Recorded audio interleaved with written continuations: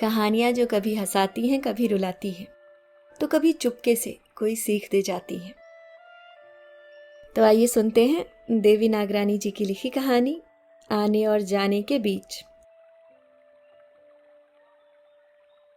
तुम्हारे आने से मालूम पड़ता है कि अब दिन निकल आया है। तुम्हें और भी बहुत सारी बातों का पता नहीं जो तुम्हारे आसपास है, जैसे कि यही कि सूरज कभी का उगाया है और उसकी किरणें भीतर आने को आमादा है। अरे दिन चढ़ाया है और मुझे पता ही नहीं चला। चले भी तो कैसे?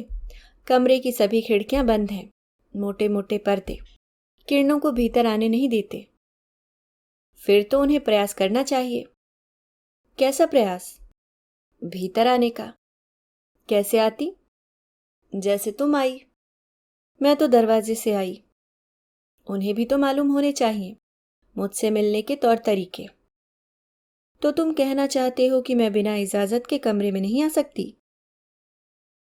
अब आ ही गई हो तो बात को मत खींचो। चलो मिलकर चाय पियाते हैं दोनों। मैं चाय बना कर ले आऊं? नहीं यार, तुम भी कमाल करती हो। यहां पीनी होती तो मैं ही बनाकर तुम्हें पिलाता, पर आज ताज में बैठकर समुद्र के सामने की रौनक का लुत्फ लेते हुए चाय पियेंगे। क्यों, ठीक है ना? चलो चलते हैं। पर वहां तो शहंशाही लोग जाते हैं। तुम भी तो एक शहंशाह के साथ जा रही हो।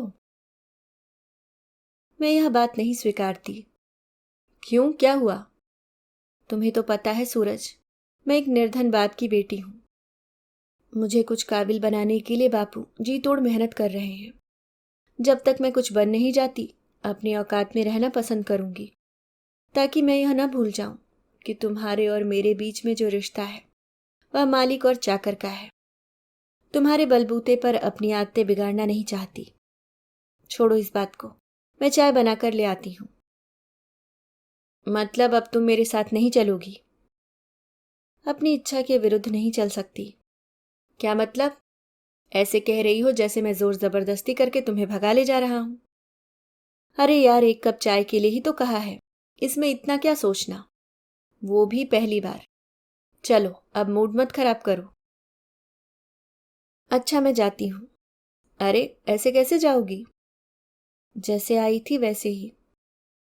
यह तो ऐसे हुआ जैसे मेरे कहने का कोई मोल नहीं। मैंने ऐसा कुछ नहीं कहा जिसका अर्थ यह निकलता हो। तो फिर साथ चलने में क्या अड़चन है? कुछ भी नहीं, बस मेरी मर्जी नहीं। और मेरी मर्जी का क्या? वह तुम जानो। मतलब मेरे कहने और ना कहने के बीच में कोई अंतर नहीं है? अंतर है, वही तो कह रही हूं। मैं एक साधारण आम आदमी की बेटी हूं, जो तुम्हारे पिता के यहाँ नौकरी करते करते अब उम्र के इस पड़ाव में अपनी बेटी के घर बसाने के सपने देखने लगे हैं। इस बेटी की बगिया महकाने के लिए जी जान से दिन रात काम कर रहे हैं, ताकि मैं पढ़ लिख कर अपने पैरों पर खड़ी हो जाऊं, कुछ अपनी पहचान बना सकूं और वे गर्व से कह सकें, यह है मेरी बेटी किरण। मेरे साथ चलने से क्या कुछ बदल जाएगा किरण? बहुत कुछ बदलेगा सूरज, बहुत कुछ। जैसे? अब सूरज के चेहरे पर किरण एक सवाल की तरह चिपक गई। वह उसकी ओर सवाली निगाहों से देखने लगा। वह किरण की सोच की तह में छुपे तर्क को जब्त नहीं कर पा रहा था। कहो, क्या बदल जाएगा किरण? सूरज, जरूरी नहीं है कि मैं तुम्हारी हर सोच में शामिल राय रहूं और तुम्हारे हर सवाल का जवाब भी दूं। मतलब यह कि आज तुम पूरी तरह से मेरी हर बात को अस्वीकार करके मेरी इच्छा को रौंद कर अपनी जीत का परचम फहराना चाहती हो। मेरा ऐसा कोई इरादा न था और न है। हाँ, यह तय है कि मैं सिर्फ तुम्हारी मर्जी रखने के लिए तुम्हारी कोई भी बात मान नहीं सकती जो मुझे ठीक नहीं लगती। मतलब मेरे साथ चलकर चाय पीना उचित नहीं? क्यों, क्या दोष है इसमें? दोष की बात नहीं है सूरज। आज का उठाया हुआ मेरा यह पहला कदम कल मेरी आदत बन जाएगा और फिर मेरी कमजोरी। किरण, यह किस तरह की बचकानी सोच है? यही तो मैं भी सोच रही हूं, पर क्या करूं, तुम्हारी हर बात मान लेना और तुम्हारी हाँ में हाँ मिलाना कुछ ऐसा है जैसे उसमें मेरी भी हाँ शामिल है। हाँ तो इसमें बुरा क्या है? यह तो एक नया नाता जोड़ने जैसा हुआ। कैसा नाता? क्या कह रही हो किरण? सूरज। किरण इससे आगे कुछ न कह पाई। मैं समझा नहीं किरण, तुम क्या कहना चाहती हो? सूरज, तुम कुछ महीनों के बाद आगे पढ़ाई करने विलायत चले जाओगे। फिर वहां के नए वातावरण में घुल मिल जाओगे, खो जाओगे। तुम्हारे सामने जो नई जिंदगी दस्तक देगी, कौन जाने उसका क्या स्वरूप होगा। तुम्हारे जाने के बारे में सोचकर ही मैं सिहर उठती हूं।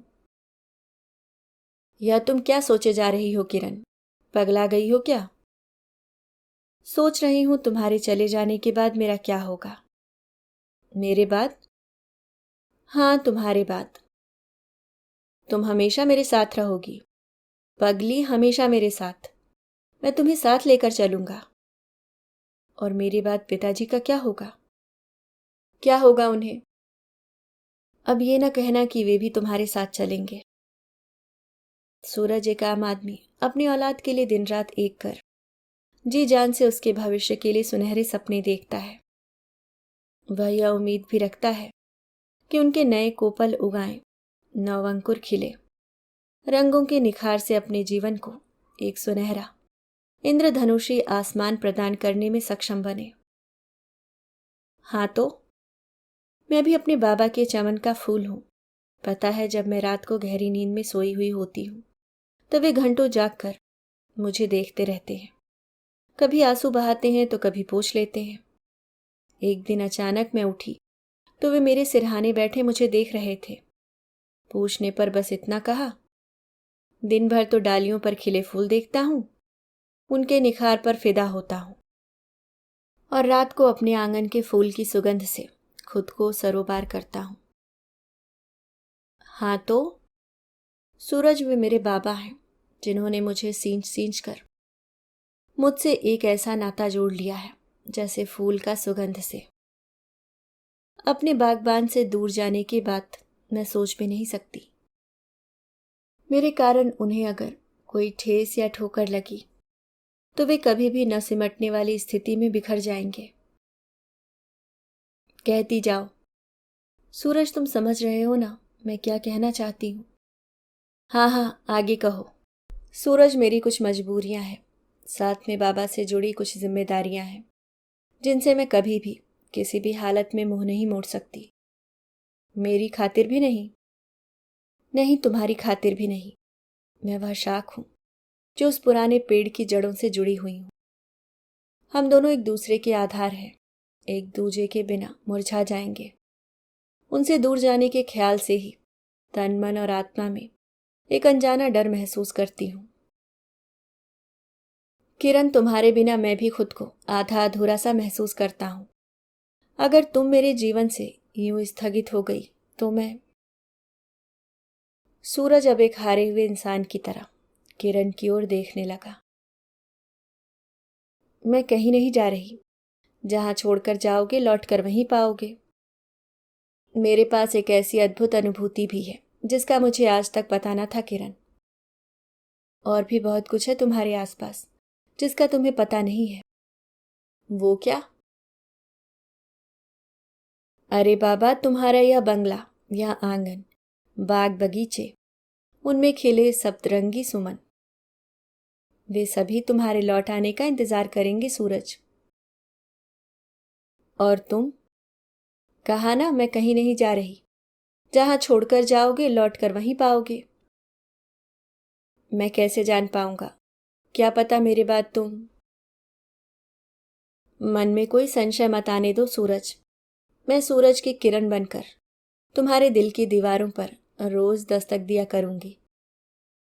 ओह किरण, अब मेरा मन बेईमान हो रहा है। जब तुम रात को गहरी नींद में सोई हुई रहो तो मैं भी तुम्हारे बाबा की तरह घंटों जाग जाग कर तुम्हें देखता रहूं। कभी मुस्कुराऊं, कभी हंस दूं, और अचानक अगर तुम जाग जाओ और मुझे अपने सिरहाने बैठा देखकर डर जाओ तो मैं तुम्हें अपने आगोश में लेकर चूम लूं।